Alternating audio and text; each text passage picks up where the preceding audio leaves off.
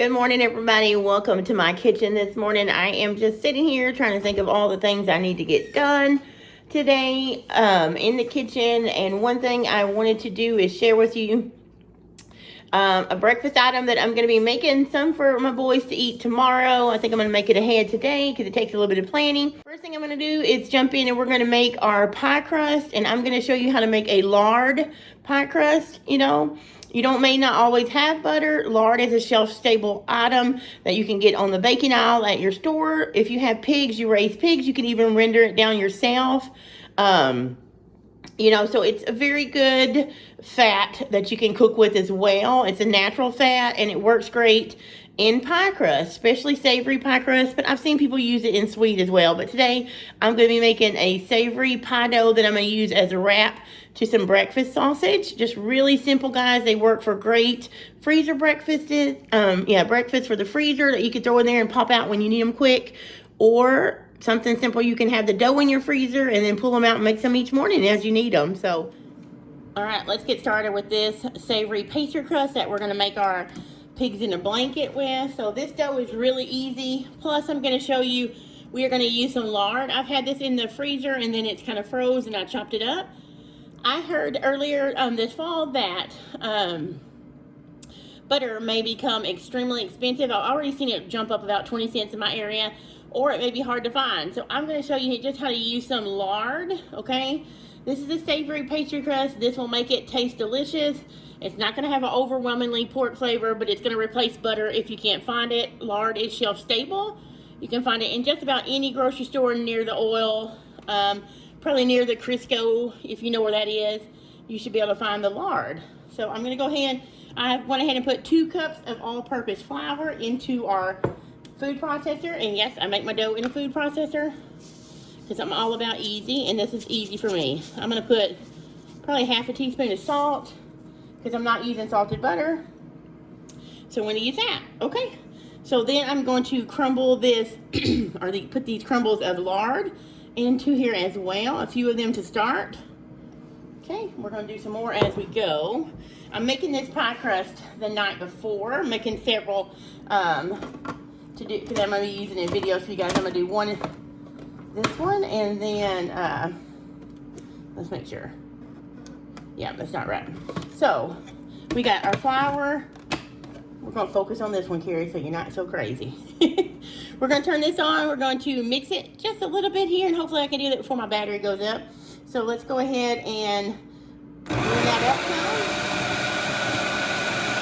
And I'm just going to drop the rest of the lard in there as it goes. You just want it to come to pea sizes. I'm going to drop the rest of the lard. We're just trying to get like a crumb consistency. Make sure you get all the lard because you need 2/3 of a cup.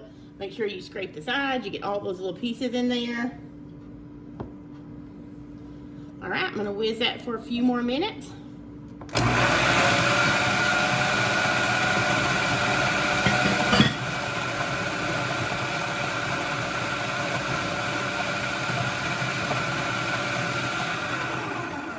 Okay, let's take a look at it really quick. Yeah, you see that? How it looks like pea? Let me see if I'm gonna, can you see that? Yeah, so I may make it go a little bit longer, and then I'm gonna start drizzling in water, 1 tablespoon at a time. And as it goes, I will tell you how many we end up with when we are ready.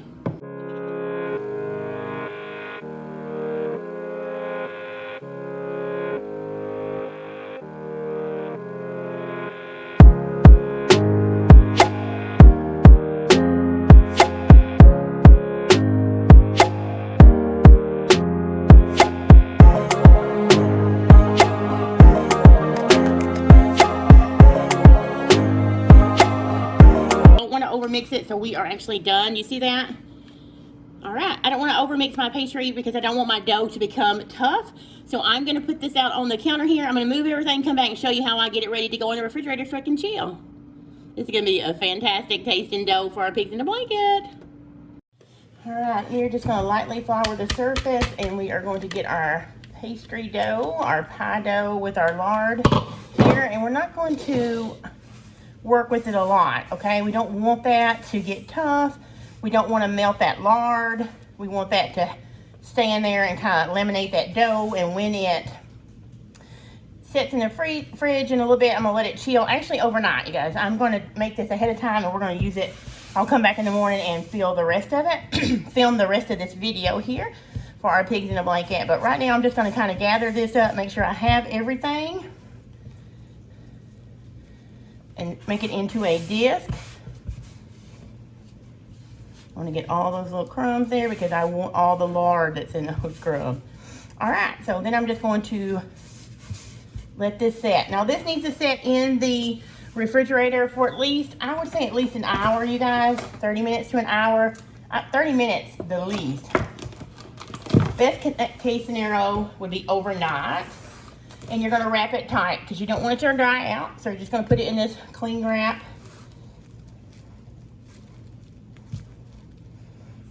And I'm going to roll it out just a little bit low. And that's it.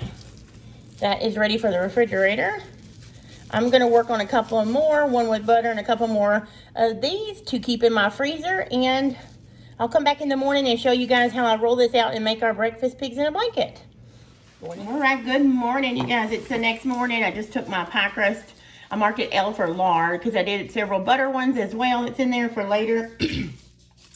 We're ready to roll this out and make our pigs in a blanket. I know the boys are probably hungry. I'm getting hungry. And I want to get some of these rolled out and put in the freezer as well. Super simple, guys. I'm just using these heat and serve original. There are, for those who count carbs, there are 3 links to a serving, and there are two net carbs. 2 total carbs because there's no fiber.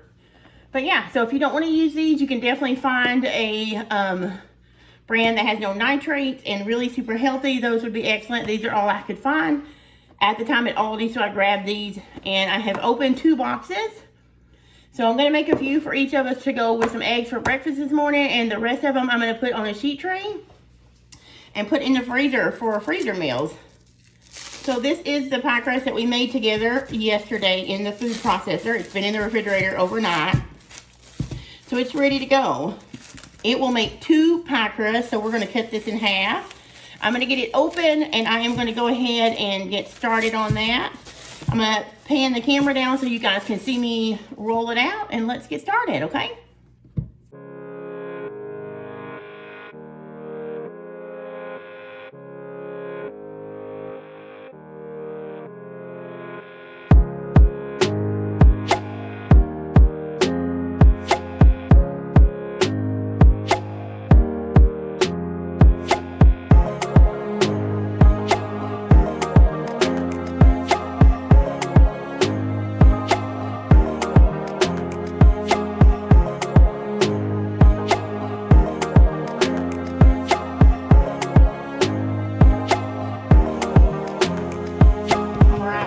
My pie dough rolled out. It's probably about 1/4 of an inch thick, maybe about 1/8, but so between 1/4 and 1/8, you can see how thin that is. I have my sausages. Now these are thawed because I am going to serve some for breakfast. But I just want to show you how these do not have to be perfect at all.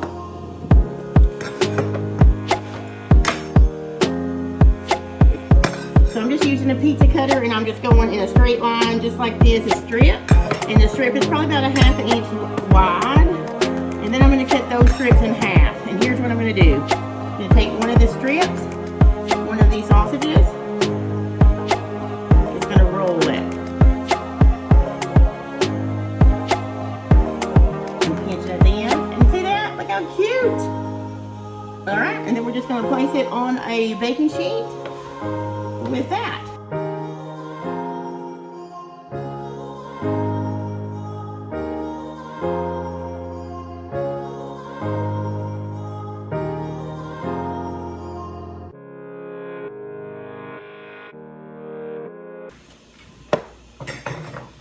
Alright, you guys, so I had some amazing B-roll footage for you there of me doing all of the sausages, rolling them all up, first putting them on this tray that I am going to bake for us for breakfast, if you guys can see that.